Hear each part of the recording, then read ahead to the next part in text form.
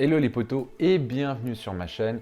Aujourd'hui, petit débrief de l'épisode numéro 3 du Seigneur des Anneaux, les Anneaux de pouvoir. Alors, on va commencer. Alors, dans cet épisode particulièrement, on va suivre plutôt 3 histoires.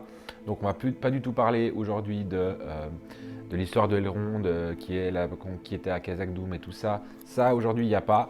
Comme on ne voit pas du tout ce que Bronwyn devient avec Théo, donc qui était dans le village du sud, là, qui était parti du village. Ça, aujourd'hui, on n'en parle pas. La première histoire, je vais d'abord commencer par peut-être la moins intéressante. Donc on continue avec Arondir. Arondir, je vous le rappelle, était dans ce village et avait traversé pratiquement durant tout l'épisode numéro 2 la galerie qui menait on ne sait où. Et puis il avait été chopé par des orques. Donc on se retrouve donc avec Arondir dans un centre de travaux forcés. Visiblement, il y a plusieurs prisonniers. Alors, j'ai pas réussi à vraiment voir si c'était que des elfes ou des elfes et des hommes. En tous les cas, là, j'ai plus l'impression que c'était que des elfes.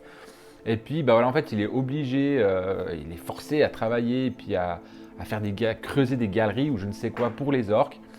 Voilà, c'est vraiment ce qui se passe dans cet épisode-là. Petite note, les costumes sont vraiment magnifiques. Là, on voit vraiment beaucoup d'orques différents, des maquillages différents. Il y a toujours ce côté très primaire de leurs armures en bois avec des masques, soit c'est des crânes, soit c'est des écorces. C'est incroyable dans cette série, franchement, tout du long, comment les costumiers, la direction artistique a vraiment donné une identité particulière et même dire, ok, là, ils ont des armures en bois, en os et tout, donc on comprend que les orques, pour l'instant, sont vraiment dans une espèce de situation très primitive. Ils n'ont pas vraiment un vrai leader qui leur permet de s'armer, d'avoir des vraies armures et tout, comme on pouvait le voir dans le Seigneur des Anneaux. Là, vraiment, c'est très primaire, c'est super bien foutu. Donc du coup, je reviens sur Arondir, donc il est là-bas, il va faire la connaissance d'un elfe qui s'appelle Médor. Et puis, bah, bien évidemment, entre guillemets, être potes de galère, et puis leur but, ça va être de s'échapper. Ce qu'ils vont réussir à faire à un moment donné, enfin, réussir à faire, ils vont en tout cas fomenter un plan pour pouvoir s'échapper. Et puis, il va y s'en suivre une grande scène de combat entre Arondir et ses compagnons de galère contre les orques. Et là, on va voir vraiment des wargs qui ne sont pas du tout ressemblants à ceux qu'on peut voir dans le Seigneur des Anneaux. Ça reste des espèces de chiens, oui, mais ils n'ont pas du tout le même design. Après, encore une fois, là, la synthèse, je l'ai trouvée un peu moins bonne qu'on pouvait voir dans d'autres séries ou d'autres films, mais ça reste quand même super bien foutu, c'est super correct. La scène de combat, notamment d'Arondir, qui est quand même un guerrier, c'est très Legolas, hein, donc il fait vraiment des trucs hyper abusés, des espèces de flic-flac, de choses comme ça, pour éviter des coups, enfin bref. Donc scène de combat plutôt sympa. Puis finalement, bah, au moment où il va s'échapper avec Médor, bah, en fait, ils sont une espèce de creux comme ça. Puis Médor, il s'en va. Et lui, il le suit. Puis en fait, bah, Médor se fait tuer. Il se fait tirer dessus par un archer. Il meurt. Et puis Arondir se fait rattraper. Et puis il se refait capturer par les orques. Et là, on va vraiment parler à un moment donné, dans l'histoire Arondir, on entend parler d'un certain Hadar. Et puis Hadar, en fait, on le voit donc à la fin de l'histoire de l'épisode 3 d'Arondir, on voit que c'est en tout cas un elfe ou quelque chose comme ça, ou un homme, on ne sait pas trop, c'est flouté en fait à la fin, mais on sait qu'Hadar, c'est pas un orc. Donc voilà, c'est un peu le leader que les orques vénèrent. On verra quelle importance il a par la suite, mais voilà, ce qui est assez intéressant, c'est de se dire que c'est pas un orc, quoi. Donc voilà, ça c'est vraiment l'histoire d'Arondir. Vous voyez, elle est très basique, très simple. Finalement, elle ne sert qu'à exposer très certainement un petit peu les costumes et les maquillages des orques. Ça sert vraiment à ça. Et surtout peut-être à introduire surtout Hadar. C'est vraiment à ça, elle sert à ça l'histoire d'Arondir. Donc elle n'est pas très fournie, mais elle nous lance sur un prochain personnage qui sera sûrement, je pense, un personnage clé du côté du mal. Donc ce sera Hadar. Ensuite, je vais passer à l'histoire de Nori. Rappelez-vous, Nori, c'est la pied velue qui est vraiment dans cette espèce de petit village un peu itinérant, avec à la tête du village Sadok, et puis sa meilleure amie, ou une de ses amies en tout cas très proche, qui est Poppy. Et puis si vous vous en souvenez, elle avait trouvé donc ce fameux vieillard qu'on ne sait pas trop qui c'est. Hein. J'ai vu un peu de tout sur internet. Est-ce que ça peut être Sauron? Est-ce que ça peut être un mage bleu? Est-ce que ça peut être un autre Istari? On ne sait pas. Et bon bref, en tous les cas, là on se retrouve donc avec Nori, ils vont bientôt se déplacer, hein, puisque je rappelle qu'ils ne sont pas sédentaires. Et on se retrouve vraiment en pleine période de solstice, c'est la fête du solstice. Donc voilà, il y a les costumes qui sont sortis et tout. Encore une fois, les costumes, je trouve qu'ils sont magnifiques. Autant les costumes des Hobbits, je les trouvais ouais, sympas, mais sans plus. Là, ils ont une vraie identité de ces petits êtres qui sont vraiment très très proches de la nature. Tout leur costume est fait à base voilà, de ce qu'ils trouvent, de feuilles, de glands, de fleurs. C'est super joli. Je trouve encore une fois que là, les costumiers, ils ont fait de l'excellent travail. En plus, avec la fête du solstice, ça donne encore cet aspect très proche de la nature, très village qui vit en autarcie, qui vit vraiment isolé du monde et qui vit vraiment dans leur nature à eux. Et vraiment, enfin, je trouve que c'est autant les Hobbits, ils m'indifféraient totalement, que ce soit dans le Hobbit ou dans le Seigneur des Anneaux, autant là, je commence à avoir vraiment une certaine affection pour ces Harfoot. Donc, encore une fois, costume incroyablement beau, hyper bien foutu, on sent le budget, on sent l'idée, il y a de l'idée vraiment dans... On sait par voilà, les pieds velus, c'est des gens proches de la nature, on le montre par le costume, je trouve ça génial. Bref. Et donc ils sont en train de fêter leur solstice. Sadok, en fin de journée, raconte des histoires et vénère surtout les gens qui sont partis, qui ont disparu, qui ne sont plus avec eux, qui sont morts. Donc une espèce de vénère, enfin entre guillemets ouais, de vénération de ces gens qui sont partis, et voilà. Et là, le truc que j'ai pas trop compris, c'est que il y a Nori pendant cette soirée-là qui va essayer de faucher une carte qui représente un petit peu les étoiles et tout, ce qui permettrait d'aider ce fameux vieillard à trouver ce qu'il cherche. Et elle a pris la carte, elle arrive à la voler à Sadok. Et puis on se retrouve donc, comme je vous disais, au moment où il y a l'espèce de vénération des morts. Et là, il y a le vieillard qui est là dans le village. On ne sait pas trop ce qu'il fout là. J'ai pas très bien compris ce qu'il foutait là, puisqu'à la base, il était quand même isolé du village, justement pour que personne ne sache qu'il est là. Alors, est-ce qu'il s'est rendu de lui-même dans le village? Comment il a fait? Je ne sais pas. Et puis là, il va, entre guillemets, déclencher une catastrophe. Et puis, les gens vont découvrir, les pieds velus vont découvrir que Nori cachait ce vieil homme. Et ils sont un petit peu, après ses parents et elle, sont un petit peu des pestiférés, quoi, parce qu'ils ont fait venir quelqu'un d'inconnu, c'est un géant, entre guillemets. Et puis voilà, et puis ils se retrouvent avec lui. Et le jour suivant, Nori et toute la communauté se déplacent, sauf que, évidemment, vu que c'est des pestiférés, ils sont que de fils. Et là, vraiment, on va voir le vieillard qui va commencer à nouer un lien avec Nori et être son ami. Alors pour le coup, pareil, un peu comme Arrondir, si ce n'est peut-être un peu moins intéressant, Nori, ça a vraiment de nouveau eu le mérite de nous présenter une identification de cette communauté encore plus forte au travers des costumes, au travers de leur manière de vivre, notamment vis-à-vis des fêtes, des solstices, tout ça, c'est c'est vraiment tout ce qui vient de la Wicca et tout ça, toutes les cultures celtiques très proches de la nature. Donc vraiment, au travers de ce pan d'histoire de Nori, on a plus mis ça en avant. En revanche, au niveau de l'avancée, de savoir qui est réellement ce vieillard, on n'en apprend pas rien, on va dire rien qu'on apprend de plus. Donc du coup, encore une fois, c'est très joli, c'est très visuel, voilà, l'histoire de Nori, mais ça, au niveau historique, au niveau scénaristique, ça n'a pas vraiment gros intérêt. Et puis ensuite, la troisième histoire qui, je ne peux pas vous dire que c'est l'histoire de Galadriel, puisque non, c'est pas vraiment l'histoire de Galadriel, c'est plus l'histoire de ce qui se passe sur Numénor. Donc pour vous rappeler, Galadriel et Halbrand avaient été repêchés par un navire avec à sa tête on ne sait qui, à la fin de l'épisode 2. Et là, en fait, on se rend compte que la personne qui les a sauvés, c'est un Numénoréen, un soldat, qui s'appelle Elendil. Pour rappel, Elendil, je vous envoie directement au Seigneur des Anneaux. Regardez, vous allez voir qui c'est, Elendil. Enfin bref, en tous les cas, c'est lui qui les sauve du naufrage, enfin de leur radeau. Et il les amène direction Numénor. Donc ils arrivent là-bas, donc Halbrand et Galadriel arrivent là-bas. Et ils sont directement présentés à Tarmiriel et Ar-Pharazôn. Tarmiriel qui est la reine du royaume de Numénor. Et puis, en gros, on sent que les elfes ne sont pas les bienvenus. Galadriel étant une elfe, on sent qu'elle n'est pas vraiment la bienvenue. Et en gros, elle, ce qu'elle veut, c'est atteindre les terres du milieu. Puis Tarmiriel, donc la reine, ne veut pas la laisser partir de Numénor. Donc voilà, ça plante un petit peu le décor. Ensuite, partant de là, on va partir un petit peu avec Elendil, qui commence dès cet épisode-là à prendre déjà de l'importance. Elendil, donc, qui est un soldat numénorien, et puis qui a 2 enfants.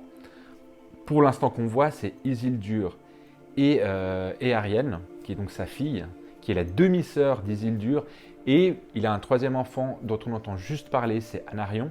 Donc pour l'instant, Isildur, Anarion, ok, ça c'est vraiment dans les chroniques de Tolkien, ils en parlent, c'est vraiment 2 frères qui ont vraiment existé dans les chroniques de Tolkien. En revanche, Éarienne a totalement été inventé pour la série. Alors, de nouveau, je suis sur la même chose. Quel intérêt ça a de mettre Éarienne alors que dans les vraies chroniques, elle n'existe tout simplement pas?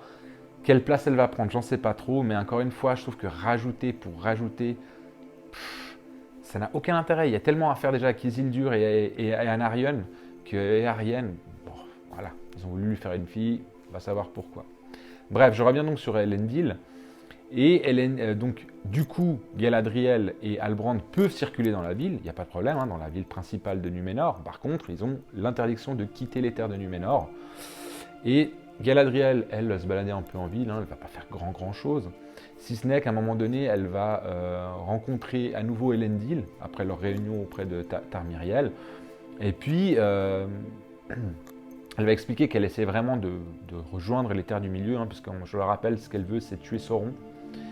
Et Elendil va lui parler d'une bibliothèque où il y aurait des choses intéressantes, quoi. Et puis elle dit, ah bah ok, conduisez-moi là-bas.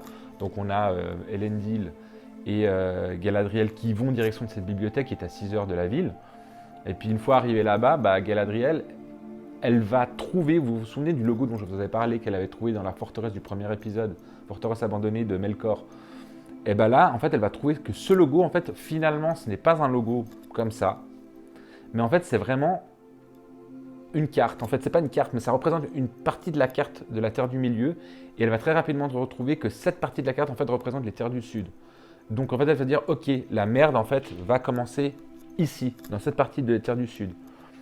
Et d'un autre côté, quand elle revient dans la ville principale de Numénor, elle va rencontrer Halbrand et lui dire que elle doute réellement de ses origines, puisqu'en fait Halbrand a un collier avec un logo dessus, avec une espèce de blason, je ne sais pas si on peut dire ça comme ça, et en fait ce blason qu'il porte serait en fait le blason qui représente un petit peu le royaume des terres du Sud, vraiment là où il y a un roi et tout. Et donc en fait, elle se dit peut-être que lui c'est un descendant du roi des terres du Sud. Et puis lui, il essaie de noyer le poisson en disant que non, il l'a volé à quelqu'un et tout. Donc voilà, c'est tout ce qu'on voit de Galadriel. Ensuite, d'un autre côté, on a Halbrand. Alors lui, pareil, un peu comme Galadriel, bah voilà, il y a sa réunion avec Tarmiriel et Pharazôn et tout ce bordel. Puis il va dans la ville. En gros, encore une fois, ils sont pas prisonniers, mais ils n'ont pas le droit de quitter les terres. Point. Alors du coup, lui, bah, il se balade et tout. Et puis, à un moment donné, il va aller dans une forge. Alors ça, j'ai pas bien pigé. Il va aller dans une forge et puis il va demander du boulot, entre guillemets. Hein. Clairement, il va demander du taf. Et puis, ils vont lui dire non, on le prend pas. Puis, les raisons, c'est parce qu'il veut partir de zéro. Mais sachant que Halbrand est quand même un pickpocket, un très bon pickpocket d'ailleurs. Est-ce qu'il voulait, je sais pas, gruger pour avoir quelque chose? J'ai pas bien compris cette scène. Je veux pas très bien suivre pourquoi, à ce moment-là, il demande du boulot. Et puis ensuite, bah, on va le voir un peu plus tard attablé, en train de manger. Et puis, visiblement, il va avoir une altercation entre lui et puis des autres personnes, des autres mecs attablés à une autre table. Et puis, visiblement, je crois qu'il y a un petit peu ce côté où, genre, ces mecs-là lui en veulent parce qu'il a amené une elfe alors que Numénor sont assez anti-elfes. Donc voilà, il va une altercation suivie d'un combat où Halbrand, bien évidemment, il va les défoncer. Donc voilà, il sait se battre en plus. Et puis bien évidemment, il va se faire arrêter par la garde numénoréenne. Et puis il va être conduit en prison. Et voilà, et il va rester là. Et voilà. Donc, à part le fait que Galadriel lui dise qu'éventuellement ça pourrait être, elle a le doute sur ses lignées réelles. Lui, en soi, vraiment, à proprement parler, il sert non plus pas à grand chose. Après, Elendil, voilà, comme je vous dis, c'est un soldat numénoréen. Et puis, on sait qu'il a été promu par Tarmiriel, donc la reine, comme capitaine de vaisseau. Voilà, c'est tout ce qu'on sait. Donc et là, on voit qu'il a gravi les échelons. Et puis, dernière chose intéressante, qui est vraiment l'une des dernières scènes du film, on a Tarmiriel. On sait que son père est encore vivant, hein, donc son père c'est Tar Palantir. Et, en fait, on sait qu'il est dans une tour, voilà, et qu'il est toujours vivant. Il est un petit peu, c'est une espèce de roi déchu, mais voilà, il est quand même entre guillemets, il n'est pas non plus, ils l'ont pas foutu en tôle, donc il est toujours là, et elle va le voir, et là elle lui explique en gros l'elfe, ou en tout cas la prophétie, ou ce qui était prévu, l'elfe qu'on attendait, bah il est là. Donc en parlant bien évidemment de Galadriel. Et voilà, pour Numénor ça se termine là. Donc comme je vous ai dit, Numénor on finit avec ça, donc Tarmiriel qui va voir son père, Tar Palantir. On a Arad, donc Arad, à la glissure d'arrondir, on a Arad, hein, le leader des orques qui sont actuellement dans les terres du sud.